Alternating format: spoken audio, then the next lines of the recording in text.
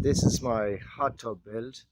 This is a dairy milk bulk tank. It's a 2000 litre insulated food grade stainless steel tank. This is a stove that I've built using a back boiler from an open fire. The greenish part there is the back boiler. I've added a firebox underneath from scrap metal, a door off an old stove to the front, and I've enclosed it, and I've added in extra pipe work. I put in five 50 something mil heavy wall pipes with a hole into the water boiler to increase the surface area and the amount of water volume available to the flames to heat. So the fire is loaded into the firebox and goes up through, runs around all the pipe work and up through the gaps of the back boiler. The cold water comes from the tank out through an 1.25 inch pipe and tees into two 1-inch feeds going into the bottom of the back boiler, and then as it heats it thermosiphons up through the back boiler, and it's forced out through the two 1-inch pipes, then going to one 1.25 inch pipe out into the hot tub, which is really rusty at the moment because this is the first run, so all the rusty water from the inside of the back boiler is contaminating the water. But this is just its first run. I've got a lid that has a 5-inch flue on it, 130 ml flue that goes on top. Okay, water's heating up nicely.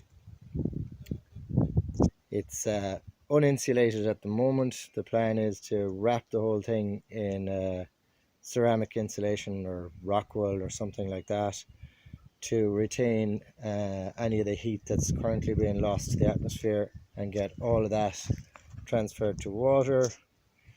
That's the top I mentioned. There's a choke on the flue, fully open at the moment. Temperatures on the line going into the hot tub is in or around 72-74 degrees C. Nice fire going in there. Bit concerned about the glass on that door, it's getting serious abuse. I cut out the wheel for the air entirely because it still wasn't getting enough air, and I'd say even still it might not be getting enough air because when I open the door and leave it open for a while the temperature's soar. So I might need to look into getting more air in there and possibly more air out. Just a piece of ventilation ducting, might look into insulating that as well and getting a better draw on it. But the temperatures are rising nicely. Test number 2. I was happy with the first test, apart from the fact that the rust from the inside of the boiler has contaminated the water too much, and I would say will continue to do so. So I've opted to go for a heat exchange system. I've added an 1.25 inch 5-meter copper loop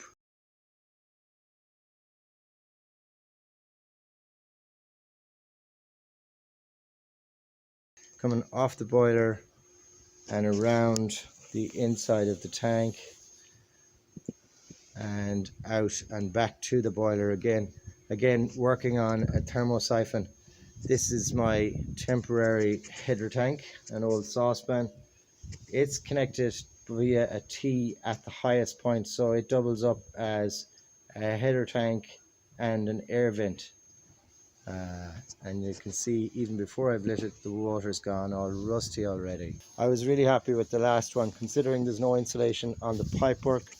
The outside of the stove or on top of the water, it still managed to go from 10 to 40 degrees C in just over 3.5 hours, which I thought was pretty good. I'd imagine I'll do it a lot quicker when it's in its final resting place, fully insulated, and the water is covered, burning proper firewood, not offcuts from a building site. I have the fire on now about less than an hour, and the boiler is getting up to such a temperature that the water in the header tank is releasing all the air that's boiling, and the whole thing is getting too hot.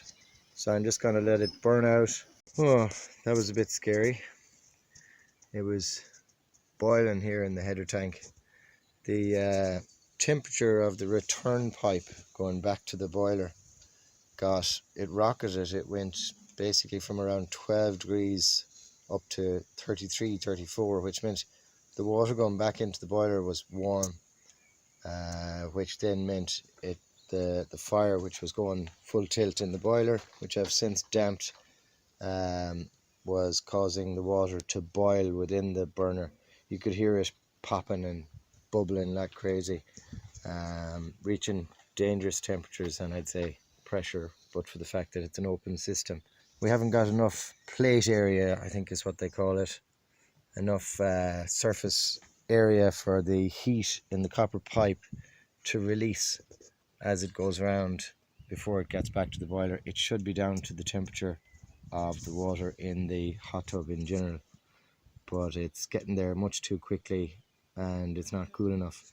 So back to the drawing board, perhaps another loop of copper, maybe a car radiator, something like that, I'm not sure. Back again. So after the last problem with the heat from the boiler not getting off the pipe, we've added in another length of 1.25" copper underneath the first one, connected to the end of the first one, and looping round and back out to the boiler, falling all the time, so that the thermosiphon from the boiler, hot water up and in, gets cold as it drops round twice and back out. And light it up and see how it goes. Okay, so we're running for just under 3 hours. The temperature of the water in the hot tub, because it came straight from underground from the well, it was coming up at around 6-8 degrees C. We've burned, I'd say 2/3 of our wheelbarrow of wood, hitting pretty serious temperatures. The pipe going in is hitting on average 90, but at times, depending on when I've loaded the fire and what the vent is like or the choke on the exhaust is like, it's hitting 97, 98 at times and boiling in the pot. The copper is able to lose the heat, but only with the assistance of a submersible pump. Throwing the water across the bottom of the hot tub against the firewall, and it circulates back on top and so on, and that's very effective at taking the heat off the water. Without it, the heat ramps up and it starts to boil again in my header tank. The temperatures on the return are increasing all the time, and the water temperature in the bath is currently at around 32-33 degrees C. So 3 hours in, we've managed to go from 6 to 33, which is not bad. I'd say another half an hour to an hour will get me up to the 39-40 degrees. That's it, done. We're in. Hello. Around Well, not done, 37 degrees and rising. It's really cozy, it's lovely. Happy days.